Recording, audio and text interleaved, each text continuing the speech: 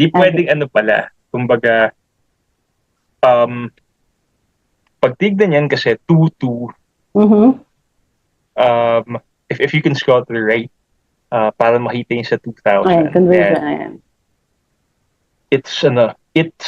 it depends dyan sa breakdown kung ilan yun, not dun sa overall yung 4 na conversions.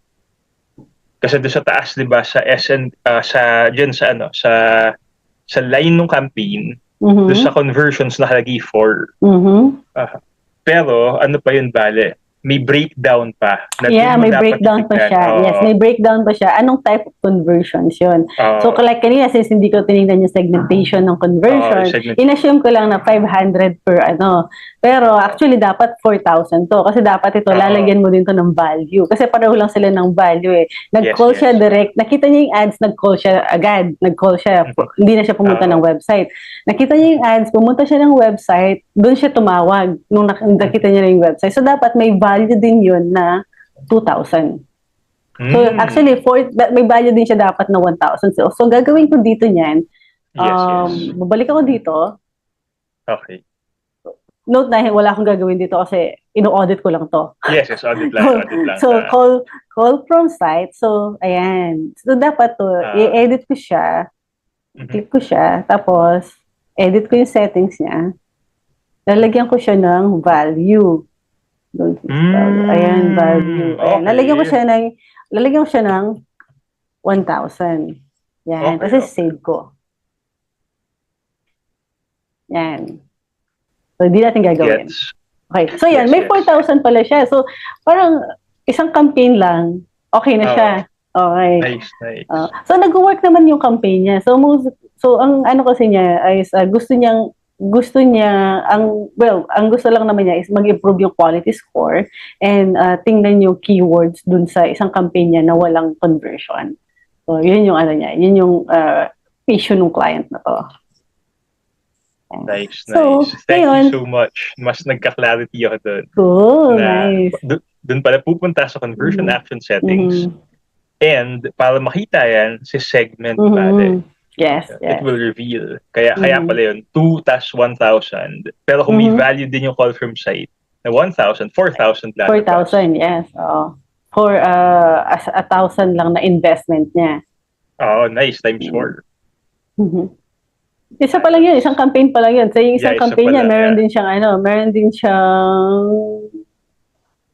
4.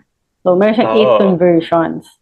Oo nga. And kung may, yung call from site, kung may value doon na 1K, actually, malaki yung niya, malaki yung ROAS niya dito, or return on ad spend niya. Yeah, nice. Okay. For example, ako yung unang media buyer nito. So, most likely, hindi na-explain sa kanya ng media buyer na ang laki ng ang laki ng return on ad spend mo. It's like 5,000 na dito na hindi pa natin kinukompute ng maayos. So, 5,000 na agad. Pero kulang 7,000. Tapos dito, isa 8,000. Eh di 8,000 na agad yung return on ad spend niya for $1,000 na spend niya. So,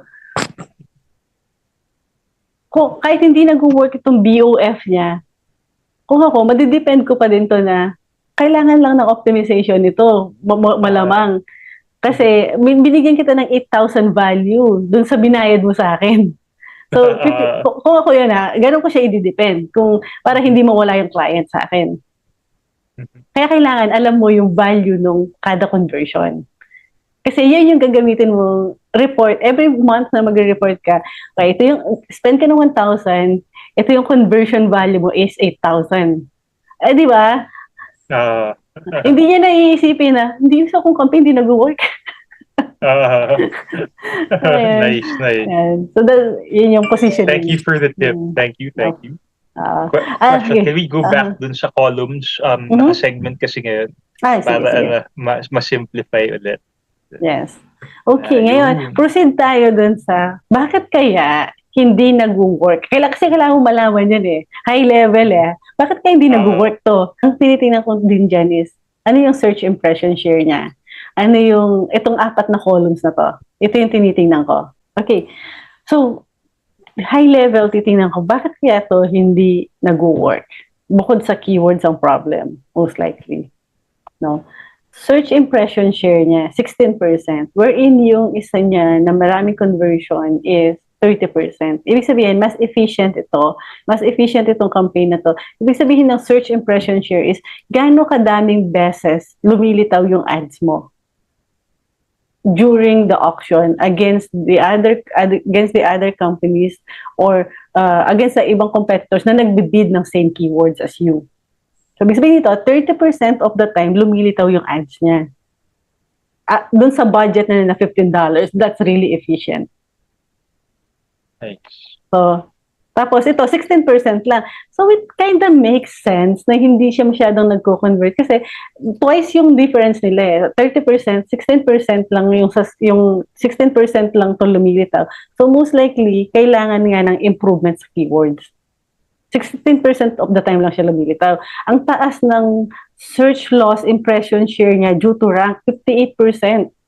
58% of the time, natatalo siya sa ranking. Kaya siya hindi lumilitaw. Remember, yung previous lesson natin, ad rank. Di ba? Sabi ko, kung lilitaw ka, isa sa mga 4 na yan, most likely, may impact siya sa conversion mo. Ito na yung pinapatunayan niya na, since hindi siya masyadong lumilitaw, may impact sa conversion niya.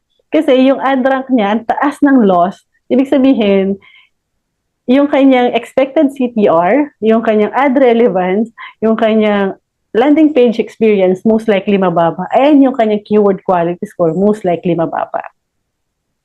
Ito yung sinasabi nung, kaya, kasi ang taas nung search loss IS due to rank. Ito yung tinitingnan ko madalas pagka mababa yung conversion. Tapos, search top impression share. Out of 100% na eligible siyang lumitaw sa taas, ito yun, search top impression share, ilang beses siya lumitaw sa taas? 11% lang. 11.94%. Lang siya lumitaw sa taas. Hindi pa to number 1 ha. Sa taas. Yung first 4 placement lang to. So, kaya ang taas ng search loss impression share niya due to rank kasi 11% of the time lang siya lumilitaw. Absolute top impression share, number 1 siya parate. Less than 10%. Super dalang.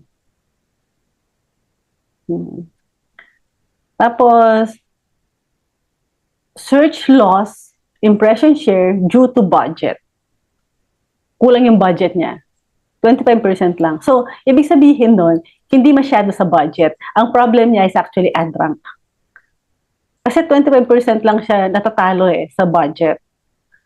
Okay? So, kung pwede ko niyang dagdagan yung budget niya para ma-boost yung kanyang ad rank, pero kung hindi mo i-improve yung quality score niya, wala ding matutulong yung budget. So, budget, keywords, quality score, landing page experience, mag-i-improve yung kanyang campaign.